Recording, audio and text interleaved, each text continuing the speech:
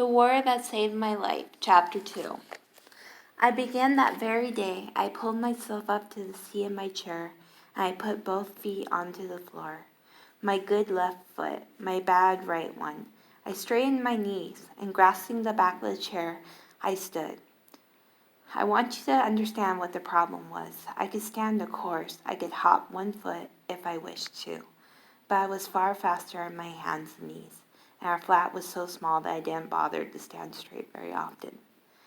My leg muscles, particularly in my right leg, weren't used to it. My back felt weak, but all that was secondary. If the only thing I had to do was stand upright, I would have been fine. To walk, I had to put my bad foot to the ground.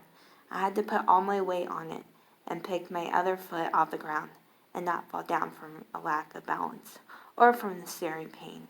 I stood by the chair on that first day, wobbling. I slowly shifted some of my weight from my left foot to my right. I gasped. Maybe it wouldn't have been so bad if I had been walking all along. Maybe the little curl-up bones in my ankle would have been used to it. Maybe the thin covering them would have been tougher. Maybe. But I never know. And none of the standing business was getting me any closer to Jamie. I let go of the chair. I swung my bad foot out. I pushed my body forward. Pain stabbed my ankle like a knife. I fell down, up, grabbed the chair, steadied myself, stepped forward, fall down, up, try again. Good foot, forward first.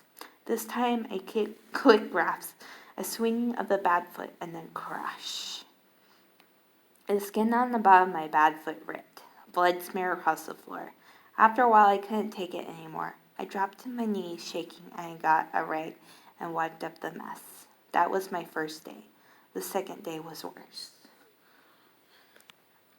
The second day, my good foot and leg hurt too. It was hard to straighten my legs. I had bruises on my knees from falling, and the sores on my bad foot haven't healed. The second day, all I did was stand holding the chair. I stood while I looked out the window. I practiced moving my weight from one foot to the other, and I lay down on the bed and sobbed from the hurt and from exhaustion. I kept it a secret, of course. I didn't want Mom to know until I was good at walking, and I didn't trust Jamie not to tell her. I suppose I could have shouted the news down the street, but what good would have that done? I watched people out my window every day, and sometimes I did speak to them. But while I often waved and he said, "Hello, Ada," they almost never really tried to speak to me. Maybe Mom would smile at me and she'd maybe say, "Aren't you clever?" Then, in my mind, I went farther. After a hard day, when I was holding my leg on the bed and shaking from the effort of not crying anymore, I thought of Mom taking my hand to help me walk down the stairs. I thought of her leading me on the street saying to everyone, "This is Ada, this is my daughter. See, she's not so hopeless as we thought. She was my mother after all." I imagined helping with the shopping. I imagined going to school. "Tell me everything," I said to Jamie late at night. I held him on my lap near the open window. "What did you see, Tay? What did you learn?" "I went into a shop like you asked me," Jamie said. "Fruit shop, fruit everywhere, piled up on tables. Like, what kind of fruit?" "Oh, apples. And some like apples, but not quite. And round things that were orange and shiny. And some that were green. You got to learn the names of them," I told him. "Can't," James said. "When the shopman saw me, he chased me out. Said he didn't need dirty beggars stealing his fruit, and he ran off with a broom." "Oh, Jamie, you're not a dirty beggar. We have baths sometimes." "When Mom got to disliking the way we smell, and you wouldn't steal."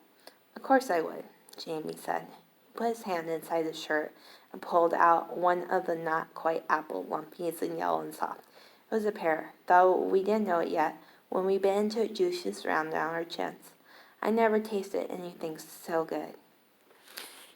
Jamie swiped a tomato the next day, but the day after that he got caught trying to take a chop from a butcher's shop.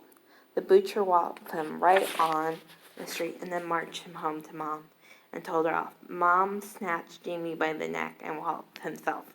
"You idiot, stealing sweets and wasn't a thing. What were you wanting with a chop?" "I was hungry," Jamie sobbed. I was hungry. Walking was so much work. I was always hungry now, but it was the wrong thing to say, and Jamie knew it. I saw his eyes wide and afraid. "Ada, I should have known. Mom wheeled towards me. Teach your brother steal for you? Worthless runt. She backhanded me. I'd been sitting on my chair without thinking. I jumped up to dodge the blow. I was caught. I couldn't take a step, not without giving away my secret. But Mom stared at me with a glaring eye. Getting too big for your britches, ain't ya? She said, get down on your knees and get into that cabinet. No, Mom, I said, sinking to the floor. No, please. The cabinet was a cubby under the sink. The pipe dripped down sometimes, so the cabinet was always damp and smelly. Worse, roaches lived there. I didn't mind roaches out in the open so much. I could smash them with a piece of paper and throw their bodies out the window. In the cabinet in the dark, I couldn't smash them. They swarmed all over me. Once she crawled in my ear. In you go, Mom said, smiling. I'll go, Jamie says. I knit the chop. Ada goes, Mama says. She turns her slow smile towards Jamie. Ada spends the night in the cabinet. Anytime I catch you stealing again. Not the whole night, I whispered, but of course it was. When things got really bad, I could go wait inside my head. I always know how to do it. I could do anything, anywhere on my chair or in the cabinet. I wouldn't be able to see anything or hear anything or even feel anything. I would just be gone. It was a good thing. But it didn't happen fast enough. The first few minutes in the cabinet were the worst. And then later on, my body started hurting from being so cramped. I was bigger than I used to be. In the morning when Mom let me out, I felt dazed and sick. My strain pain shot through me. Cramping pains and pins and needles on my legs and arms. I lay on the floor. Mama looked down at me and said, let that be a lesson to you. She says, don't be getting above yourself, my girl. I knew Mom hasn't guessed at least part of my secret. I was getting stronger. She didn't like it. As soon as she went out, I got to my feet and made myself walk all the way to the room. It was late. August, already. I knew it wouldn't be long before Jamie started school. I wasn't as afraid of Jamie leaving as been, but I was dreading being alone so much with Mom. But that day, Jamie came home early looking upset. Billy White says all the kids is leaving, he says. Billy White was Stephen's white little brother and Jamie's best friend. Mom was getting ready for work. She leaned over to tie her shoes, crying as she thought that. So they say. What do you mean leaving, I asked.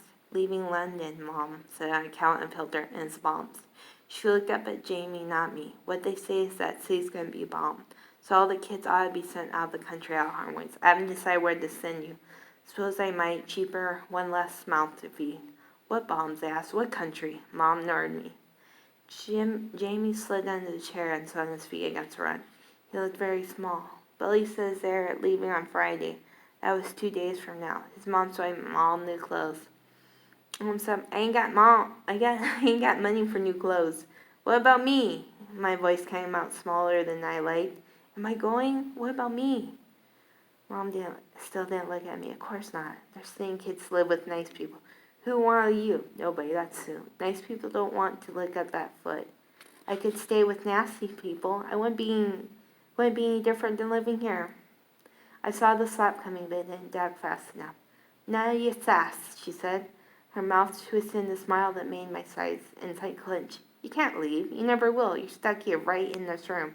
Bombs or no bombs. Jamie's face went pale. He opened his mouth to say something, but I shook my head at him hard, and he closed again. When Mom left, he launched himself into my arms. Don't worry, I said, rocking him. I don't feel frightened. I feel grateful that I spent my summer the way I had.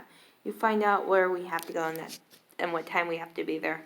I said, we're leaving together. We are.